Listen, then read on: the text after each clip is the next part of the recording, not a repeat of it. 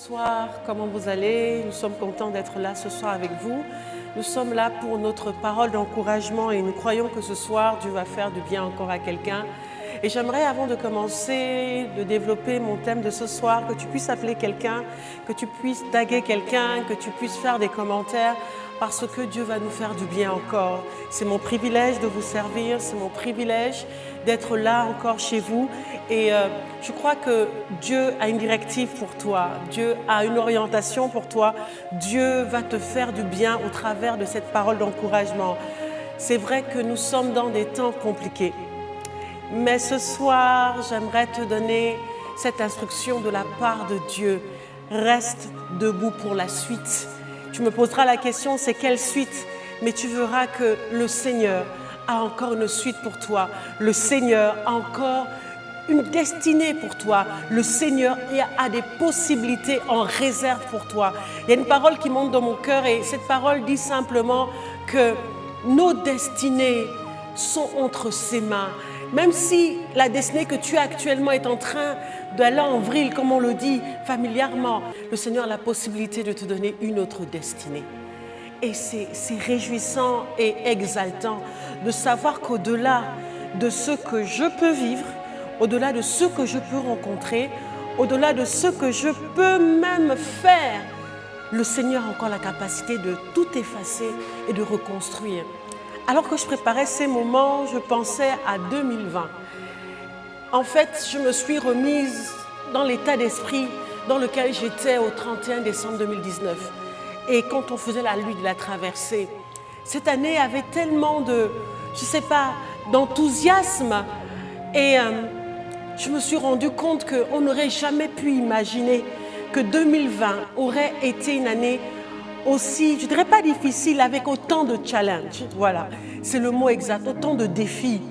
Elle est venue avec son lot de perturbations. Il y a eu la crise sanitaire et après la crise sanitaire, nous avons eu la crise économique. Après la crise économique, nous rentrons dans une crise sociale et nos vies ont été perturbées, nos économies, nos nations et nos projets même ont été secoués. Mais l'Esprit de Dieu a déposé dans mon cœur une parole extraordinaire. Et cette parole est que sous le soleil, il n'y a rien de nouveau. J'aimerais lire ce texte avec vous. Nous sommes dans le livre d'Ecclésiaste, au chapitre 1, versets 9 à 11. La Bible déclare, version Semeur, « Ce qui a été, c'est ce qui sera. Et ce qui s'est fait, c'est ce qui se fera. Il n'y a rien de nouveau sous le soleil. » Si l'on dit « tenez, voilà quelque chose de nouveau », en fait, cela a déjà existé dans les temps qui nous ont précédés depuis longtemps. Vous vous rendez compte? En fait, le Seigneur était en train de me rappeler qu'il y a déjà eu une crise. Peut-être elle ne s'appelait pas Covid-19, mais il y a déjà eu une crise. Et je me suis rappelé que dans l'histoire, il y a eu une guerre qui s'appelait la guerre des 100 ans, les croisades. Mais au-delà de cela, cette guerre a eu fin parce qu'on est passé à autre chose. Et le Seigneur m'a mis dans mon esprit en fait cette pensée que reste ferme pour la suite parce qu'il y a quelque chose qui va arriver. Il y a une gloire qui va arriver. En fait, c'est comme si nous sommes en train d'entamer la fin de cet épisode un peu chaotique. Mais la question que j'aimerais te poser ce soir est la suivante. Quel sera ton état à la fin de la crise? Quelle sera ta vie à la fin de la crise? Et pour cela, j'aimerais prendre un texte, une portion d'écriture dans le livre de Daniel 3.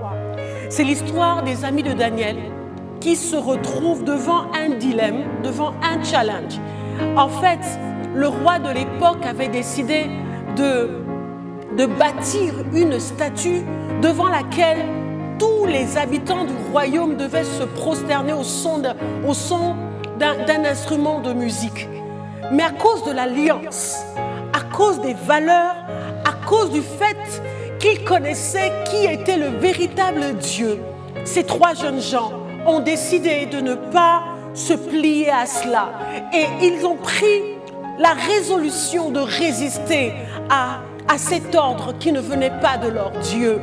Et ce qui se passe dans cette portion d'écriture, comme je le disais, ça se trouve dans le livre de Daniel, chapitre 3, à partir du verset 8 jusqu'au verset 31. ils ont été condamnés et le roi a décidé de les mettre dans une fournaise ardente. La Bible nous dit que cette fournaise, le roi a demandé à ce qu'elle soit chauffée 7 fois plus. Et les soldats, et la Bible précise bien que les vaillants soldats qui ont lié les amis de Daniel ont été consumés par ce feu. Donc imaginez à quel point ce feu devait être ardent. Je ne connais pas la foi qu'avaient ces hommes en leur Dieu, mais je crois qu'ils avaient pris la résolution de ne pas se compromettre. Il y a une phrase qui a touché mon cœur. Ils ont dit au roi que même si notre Dieu ne nous délivre pas, mais pour autant nous n'allons pas nous prosterner. Et Dieu aime ce genre de décision. Dieu aime ce genre d'attitude en fait. Et la Bible nous dit qu'ils sont rentrés dans cette fournaise, ils ont été liés, mais à côté d'eux. Et c'est là où j'aime le Seigneur parce que Dieu aime les happy hands, en fait les fins heureuses, parce que c'est un bon Dieu. La Bible nous dit qu'il y avait un 4e homme qui avait le visage d'un fils de Dieu. Et nous avons peut-être été plongés en 2020 dans une fournaise qui n'a pas de nom. Nos vies sont basculées, nos économies, nos nations, tout est en train d'aller dans tous les sens, mais dans cette fournaise, j'aimerais dire à quelqu'un que dans la fournaise à laquelle tu es placé actuellement, peut-être c'est la fournaise de la maladie, peut-être tu as perdu ton emploi, peut-être tu as même abandonné le Seigneur. Et j'ouvre une parenthèse en te disant que Dieu n'est pas loin, de la même façon qu'il a été avec les amis de Daniel par ce 4e homme-là, ce 4e homme qui les a gardés. La Bible nous dit que leurs habits, au sortir de cette fournaise, ne sentaient pas le fumer.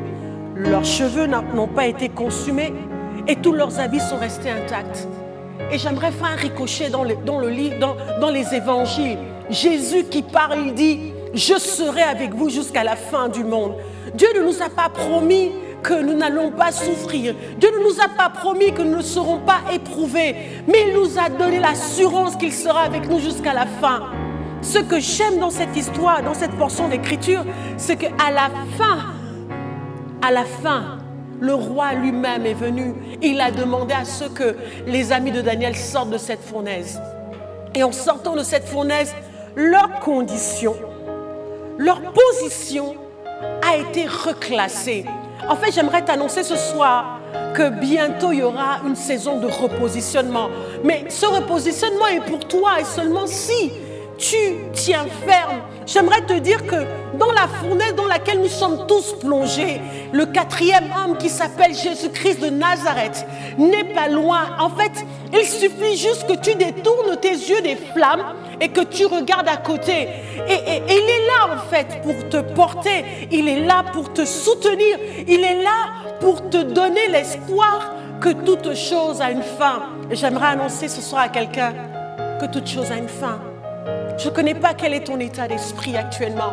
Je ne connais pas les temps par lesquels tu passes. Je ne connais pas ta situation, mais permets qu'au travers de cette vidéo, je rentre un peu chez toi et que même si je ne te vois pas dans l'esprit, j'aimerais tenir ta main et te disant, vaillant héros, reste connecté, ne fléchis pas, parce que assurément, si tu tiens bon, le Seigneur va multiplier ses faveurs et il va te repositionner.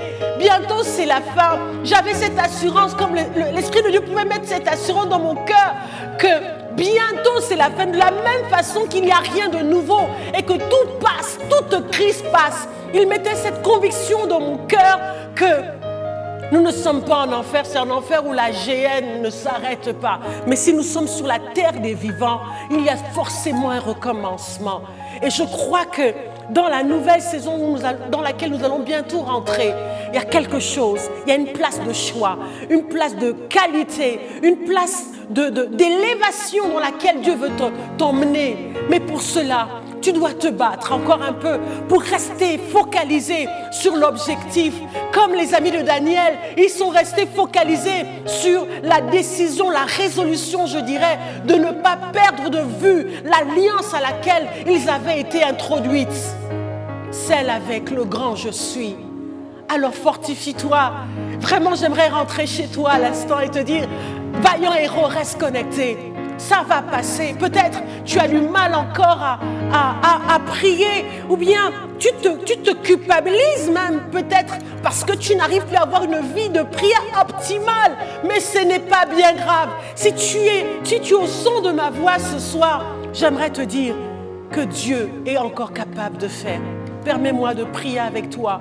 Et alors que je suis là et que tu m'écoutes, j'aimerais que tu prennes une attitude de prière, que tu rentres dedans de toi et que tu te connectes à mes mots afin de recevoir une grâce. Vraiment, ne sois pas privé de la grâce. La Bible nous dit qu'il est bon que nous nous transmettions quelques grâces. Et c'est pour cela que je suis là ce soir, pour te communiquer une grâce qui est l'encouragement, une grâce qui est l'espoir.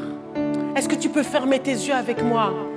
Seigneur Jésus, alors que nous sommes connectés avec toutes ces personnes au travers les réseaux sociaux, Seigneur, je crois que je suis avec eux dans leur maison et j'aimerais que tu accordes, comme tu l'as fait dans mon cœur, cette pensée d'espoir, cette pensée d'espérance. Je prie pour tous ceux qui sont sous le joug de l'oppression, que tu relèves leur tête et que tu leur accordes ta grâce et ta faveur. Seigneur, je prie que ta présence soit plus que palpable dans ces temps difficiles, que ton appui, Seigneur, soit plus que présent, que l'intervention divine dans leur vie, Seigneur, soit réelle. Je prie pour ceux qui ont du mal à avancer et qui ont détourné leurs yeux de toi, que Saint-Esprit, par ta douceur et ton amour, tu les reconnectes à toi. Je te bénis et je te rends toute la gloire. Au nom puissant de Jésus-Christ de Nazareth. Voilà, c'était notre parole d'encouragement ce soir. Je prie que cette parole vous fasse du bien. Je prie que vous puissiez être encouragés. N'hésitez pas à laisser un commentaire à la fin de la vidéo. Si ça vous a fait du bien, ça pourra bénir d'autres personnes. Permettez-moi de vous rappeler nos programmes en ligne. Comme ce soir, nous sommes à notre parole d'encouragement pour tous les vendredis à partir de 20h. Le dimanche, à partir de 10h, nous avons notre culte de célébration en ligne avec nos révérends. Et le mercredi, nous avons notre programme cœur à cœur avec le roi, avec le groupe Théla. Que Dieu vous bénisse, que l'Esprit de Dieu vous fasse du bien, que la grâce de Dieu soit sur vous et sur vos familles. Shalom et paix chez vous.